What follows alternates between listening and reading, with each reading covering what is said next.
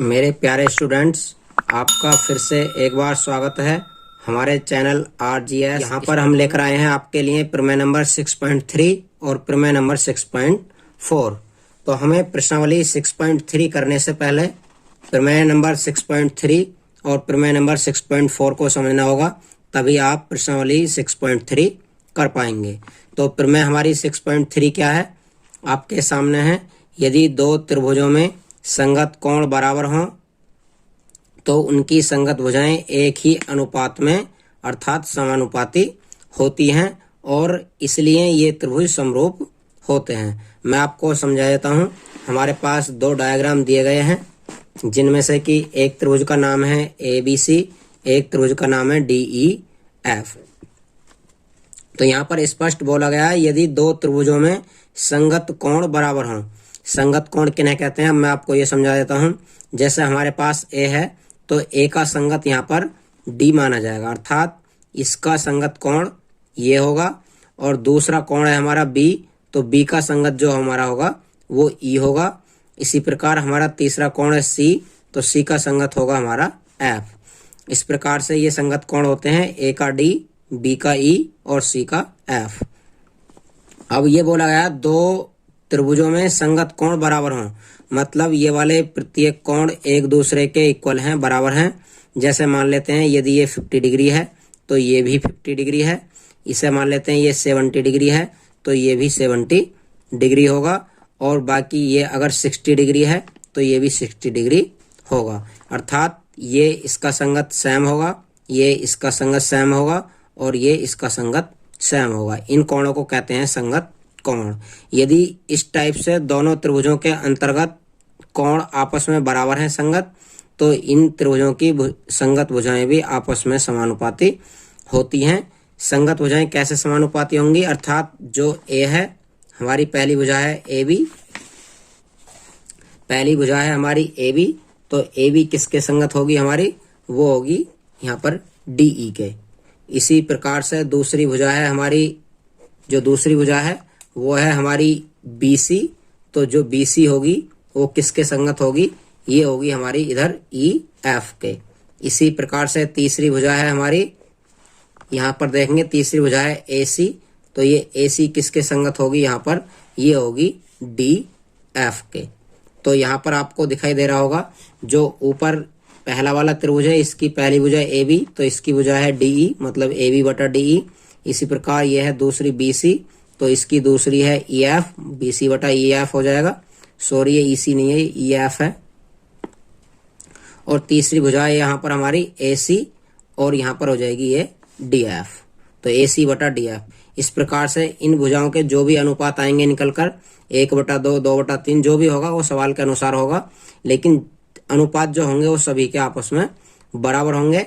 जैसा कि मैं आपको यदि बताता हूँ, तो यहाँ पर मान लेते हैं कि ये भुजा हमारी 4 है और ये भुजा हमारी 8 है, ये भुजा हमारी 3, इसे 5 मान लेते हैं, ये भुजा 10 है, इसे मान लेते हैं 6, ये भुजा 12 है। तो इनके यदि हम अनुपात निकालना चाहें तो यहाँ पर वैल्यू रखकर निकाल सकते हैं। AB का मान 4 रखेंगे, 4/DE का मान, यहाँ पर देखो AB का 4 है तो ये DE का कितना रखेंगे, यहाँ से 8 बराबर लगाएंगे। दूसरा है हमारा BC का मान 5 रखेंगे यहाँ से, और इसके संगत भुजा हमारी ये है तो इसका मान 10 रख देंगे। इसी प्रकार ये AC है, AC का मान यहाँ से 6 रखेंगे, और ये DF इसके संगत भुजा 12 है। इन दोनों को, तीनों को आपस में काट कर देखेंगे तो ये 4 एकम 4, 4 दूनी 8, 5 एकम 5, 5 दूनी 10, 6 एकम 6, 6 दूनी 12। तो ये जाता है 1/2, ये भी हो जाता है 1/2, ये भी हो जाता है 1/2। अर्थात आपको क्या मिला यहाँ से आपको मिलता है कि जो त्रिभुज संगत थे उनके कोण आपस में बराबर थे, उनकी भुजाएं भी आपस में क्या आई हैं, यहाँ पर निकलकर समानुपाती आती हैं। तो यदि संगत कोण बराबर होते हैं तो उनकी संगत भुजाएं समानुपाती होती हैं, और ऐसे त्रिभुजों को समरूप त्रिभुज कहते हैं। अर्थात यहाँ पर जो त्रिभुज ABC है हमारा, त्रिभुज ABC वो समरूप है किसके, त्रिभुज DEF के, DEF। इस प्रकार से हमारे ये दोनों त्रिभुज क्या होंगे, समरूप होंगे। तो हम इस प्रमेय को कंप्लीट कर चुके हैं। हमने प्रमेय नंबर आपको 6.3 यहाँ पर समझा दी है। यदि आपको फिर भी समझ नहीं आई है तो वीडियो को पॉज करके दोबारा देखिएगा, सब कुछ समझ में आएगा। आइए प्रमेय नंबर 6.4 पर चल। तो हमारी प्रमेय नंबर 6.4 है, यदि दो त्रिभुजों में एक त्रिभुज की भुजाएं दूसरे त्रिभुज की भुजाओं के समानुपाती अर्थात एक ही अनुपात में हैं, तो उनके संगत कोण बराबर होते हैं और इसलिए दोनों त्रिभुज समरूप होते हैं। तो आपको इस प्रमेय को समझने की कोई जरूरत भी नहीं है, क्योंकि हमने पहली प्रमेय में बता चुके हैं कि यदि दो त्रिभुजों के संगत कोण समान है, यहाँ पर कहा गया है कि भुजाएं समानुपाती होती हैं, वहां पर कहा गया था कि कोण समान होते हैं। तो यहाँ पर उल्टा कहा गया है, यहाँ पर कहते हैं कि भुजाएं समानुपाती होंगी तो उनके संगत कोण बराबर होंगे, और इससे पहले मैं कहा था कि उनके यदि संगत कोण बराबर होते हैं तो भुजाएं उनकी समानुपाती होती हैं। अर्थात यहाँ पर ये बोला गया है, मैं आपको बनाकर बता देता हूँ। त्रिभुज, ये हमारा कोई एक त्रिभुज है और ये कोई हमारा दूसरा त्रिभुज है। ये मैंने छोटे बड़े त्रिभुज ले लिए हैं दो, तो इसे कंप्लीट करते हैं। अब मान लेते हैं कि ये त्रिभुज ABC है, उसी प्रकार से यहाँ पर DEF मान लेते हैं।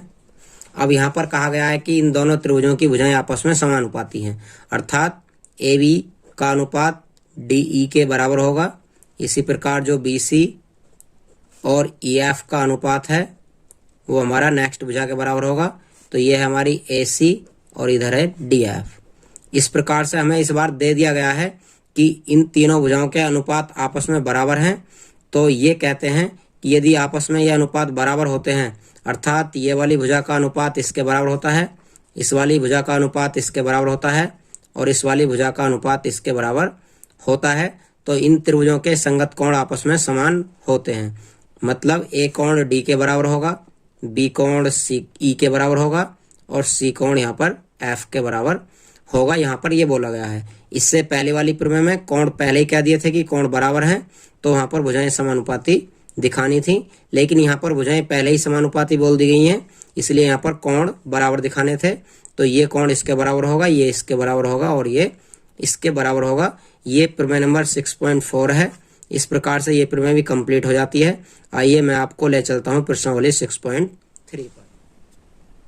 तो मैं आपको लेकर आया हूँ प्रश्नावली 6.3 पर। इसका पहला सवाल पढ़ते हैं। बताइए कि आकृति 6.34 में दिए गए त्रिभुजों के युग्मों में से कौन कौन से युग्म समरूप हैं। उस समरूपता कसौटी को लिखिए जिसका प्रयोग आपने उत्तर देने में किया है, तथा साथ ही समरूप त्रिभुजों को सांकेतिक रूप में व्यक्त कीजिए। तो यहाँ पर हमें कहा गया है कि उस कसौटी का नाम भी लिखना है जिस कसौटी के द्वारा आप समरूपता प्रदर्शित करते हैं।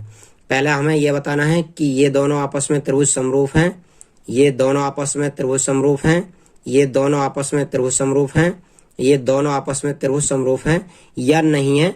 ये हमें पहले प्रमेय के अनुसार बताना है, जो कि हमने प्रमेय आपको अभी 6.3 और 6.4 बताई हैं। तो जो हमारी प्रमेय 6.3 थी उसमें कहा गया था कि किसी त्रिभुज के सभी संगत कोण आपस में समान हैं।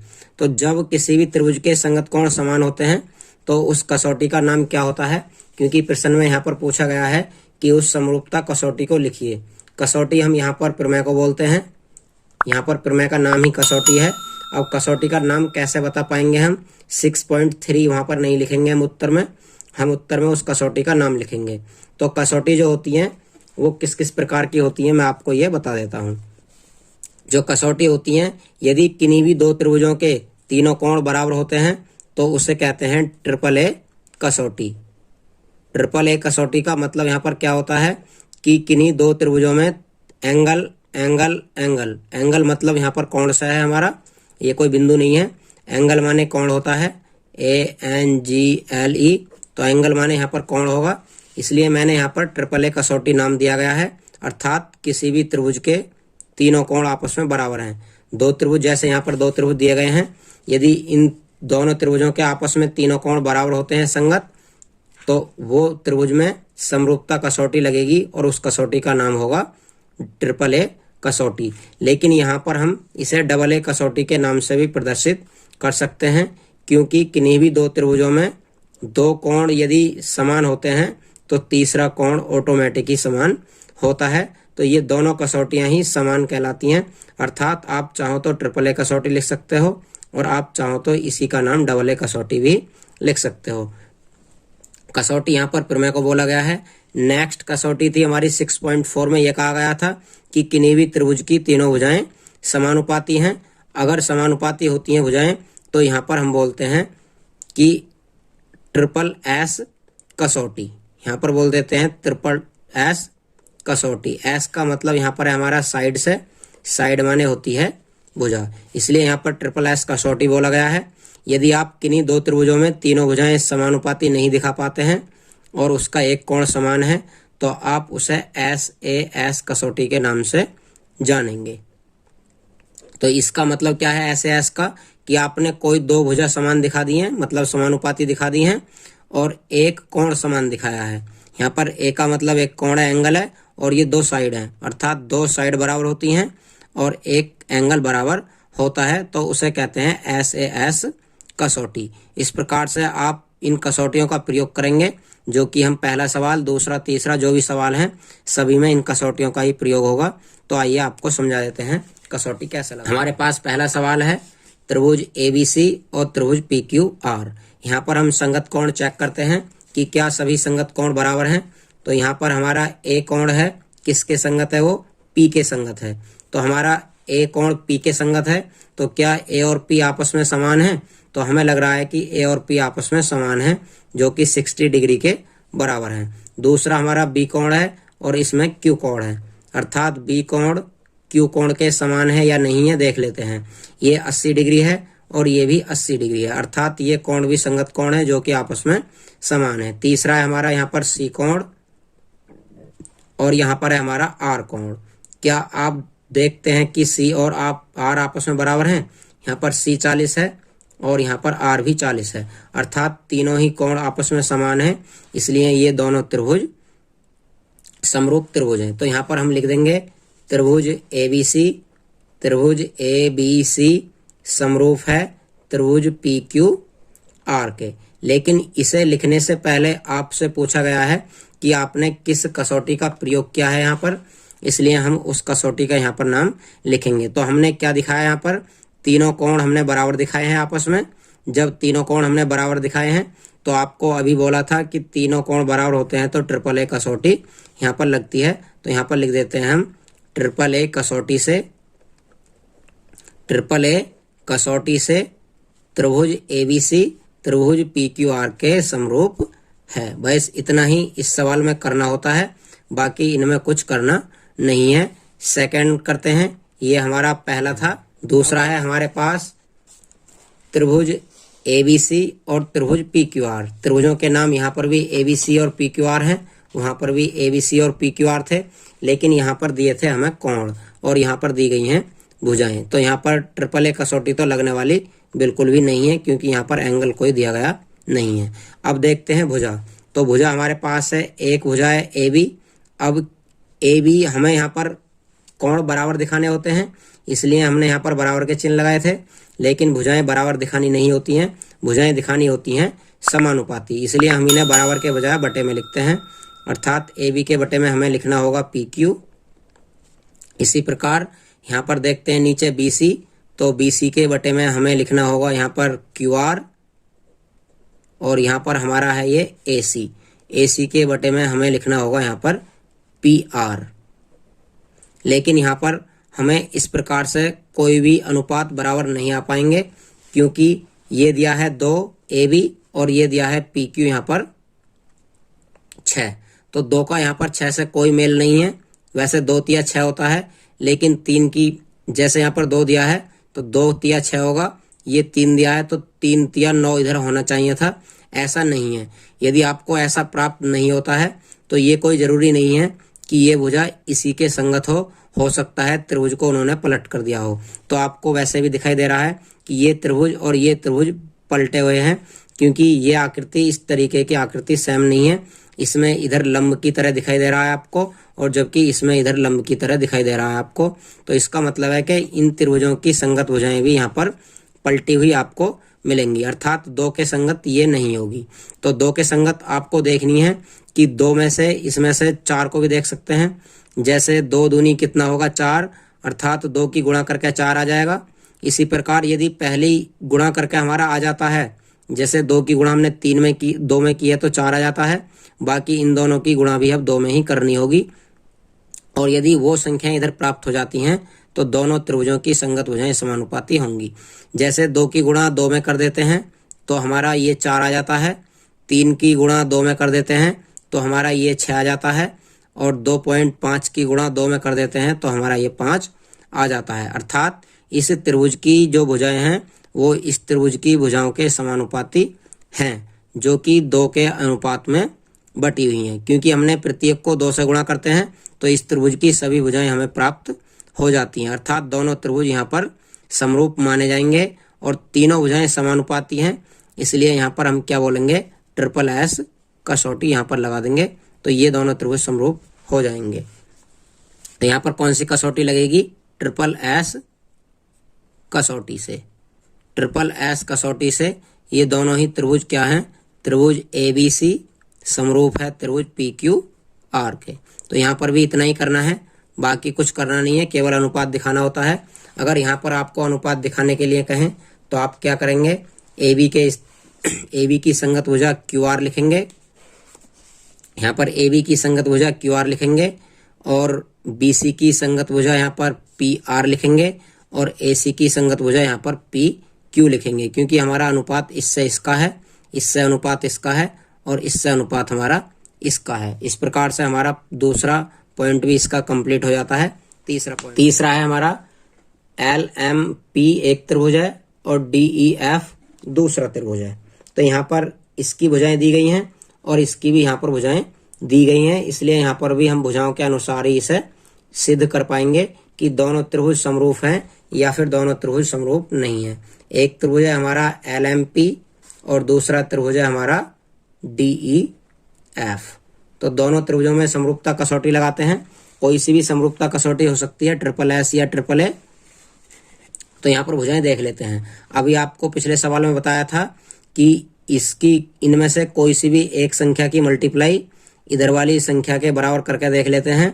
यदि उसकी मल्टीप्लाई बराबर आती है तो बाकी सभी की मल्टीप्लाई बराबर आनी चाहिए। तो यहाँ पर हम देख लेते हैं। जैसे हमारे पास पहला है 2, तो 2 की मल्टीप्लाई या तो 4 में कर सकते हैं या फिर 3 की मल्टीप्लाई 6 में कर सकते हैं। जैसे यदि हम 3 की गुणा करते हैं तो हमारा आ जाता है 6, 2 की गुणा 2 में करते हैं तो हमारा आ जाता है 4। अर्थात 3 दूनी 6, 2 दूनी 4। लेकिन यहाँ पर 2.7 की गुणा करते हैं तो 27 दूनी आता है 54। जबकि यहाँ पर 27 दूनी 54 नहीं दिया गया है, ये केवल 5 दिया गया है। जबकि कितना होना चाहिए था, 5.4 होना चाहिए था। तो यहाँ पर 27 दूनी 54 होने के कारण ये दोनों त्रिभुज आपस में समरूप नहीं है। अर्थात यहाँ पर लिख देंगे दोनों त्रिभुज समरूप नहीं है। ये वाला चिन्ह लगाकर इसे यहाँ से काट देंगे। इस प्रकार से हमारा सवाल नंबर 3 भी कंप्लीट हो जाता है। 4 समझा देते हैं। 4 में हमारा क्या दिया गया है, एक त्रिभुज है MNL, दूसरा त्रिभुज है PQR। यहाँ पर क्या समझना हमें, एक कोण दिया गया है। अब इधर कोण ये 70 डिग्री है, इसमें इधर 70 डिग्री है, इसलिए M का संगत कोण आपको Q मानना होगा। अर्थात कोण M कोण Q के यहाँ पर बराबर है, जो कि 70 डिग्री दिया गया है। अब अन्य 2 भुजाएं दी गई हैं जो कि इन कोणों को अंतरित करती हैं। अर्थात 70 डिग्री का कोण बनाने वाली भुजाएं यहाँ पर 2.5 और 5 दी गई हैं। अब इनकी मल्टीप्लाई आप इसमें करके देख सकते हैं। जैसे यहाँ पर ये 70 डिग्री का और ये 70 डिग्री का इन 2 भुजाओं के द्वारा बना हुआ है। जबकि यहाँ पर भी आप देखेंगे तो ये 70 डिग्री का कोण इन 2 भुजाओं के द्वारा बना हुआ है। यहाँ पर आप 5 की गुणा किसी में भी करके देख सकते हैं ताकि इधर वाली संख्या प्राप्त हो जाए। तो यदि हम 5 की गुणा 2 में करते हैं तो 5 दूनी हमें 10 प्राप्त हो जाता है। जब पहली संख्या से प्राप्त हो जाता है तो दूसरी संख्या से भी प्राप्त होना चाहिए। यदि हम 2.5 की गुणा 2 में करते हैं तो हमारा 25 दूनी 50, अर्थात 2.5 का मतलब 2 गुना 5 हो जाता है। ये 2.5 है हमारा, ये 2.5 का 2 गुना 5 हो जाएगा, मतलब 5 दूनी 10 और 2.5 दूनी 5 हो जाता है। इस प्रकार से ये त्रिभुज हमारे समरूप त्रिभुज कहलाएंगे, क्योंकि हमारे भुजाओं के अनुपात बराबर आ गए हैं दोनों के और एक कोण बराबर आ गया है। तो यहाँ पर कसौटी जो लगेगी वो हमने 2 भुजाएं बराबर दिखाई हैं और एक कोण बराबर दिखाया है, इसलिए ये कसौटी जो हो जाएगी वो SAS कसौटी हो जाएगी। अर्थात SAS कसौटी से त्रिभुज MNL समरूप है त्रिभुज पी क्यू आर के। इस प्रकार से हमारा ये चौथा पॉइंट भी इसका हल हो जाता है। पांचवा पॉइंट है हमारा त्रिभुज एबीसी और त्रिभुज डीईएफ। इन दोनों में भी आप देखेंगे तो यहाँ पर ये 80 डिग्री दिया गया है और ये भी यहाँ पर 80 डिग्री दिया गया है। तो यहाँ पर क्या चेक करना हमें, कोण हमारा ए बराबर है किसके, कोण एफ के, लेकिन अन्य भुजाएं हम देखते हैं। अब पहले त्रिभुज में देखते हैं तो ये कोण के सामने की भुजा यहाँ पर 3 दी गई है, जबकि यहाँ पर कोण की संगत भुजा कितनी दी गई है, 2.5। यही सेम आपको इधर देखना है। यदि यहाँ पर कोण के सामने की भुजा देखी है तो यहाँ पर भी आप कोण के सामने की भुजा ही देखेंगे। तो यहाँ पर कोण के सामने की भुजा 3 है, यहाँ पर कोण के सामने कोई भुजा नहीं दी गई है, इसलिए आप इसकी कंपेयर इस भुजा से नहीं कर सकते, क्योंकि ये भुजा इसके कोण के सामने की नहीं है। तो 3 को यहाँ पर हम इग्नोर कर देते हैं। अब देखते हैं इसकी संगत भुजा 2.5 है, तो 2.5 की यदि 2 में मल्टीप्लाई करते हैं तो 5 आ जाता है, लेकिन यहाँ पर केवल एक ही भुजा समान दिखाई दे रही है, बाकी ये कोण समान दिखाई दे रहा है।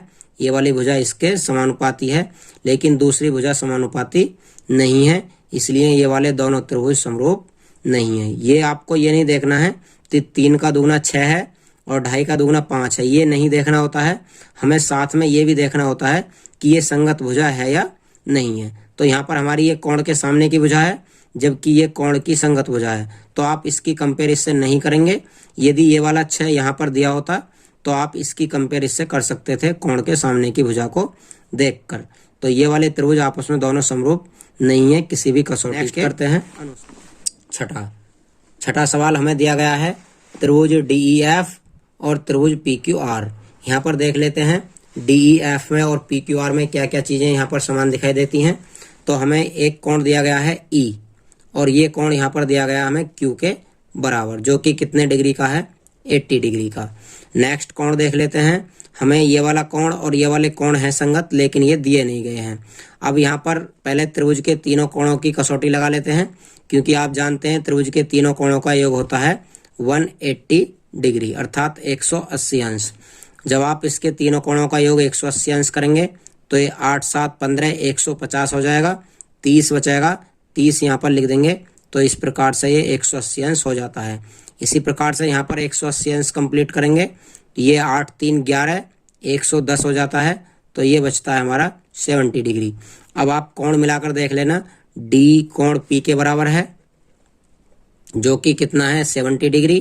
किसके बराबर है, ये पी के। और इसी प्रकार से हमारा एफ कोण कितना है, 30 डिग्री, जो कि किसके बराबर है, इधर कोण आर के। मतलब इन दोनों त्रिभुजों के संगत कोण आपस में समान हैं, इसलिए दोनों त्रिभुज ट्रिपल ए कसौटी के अनुसार समरूप होंगे।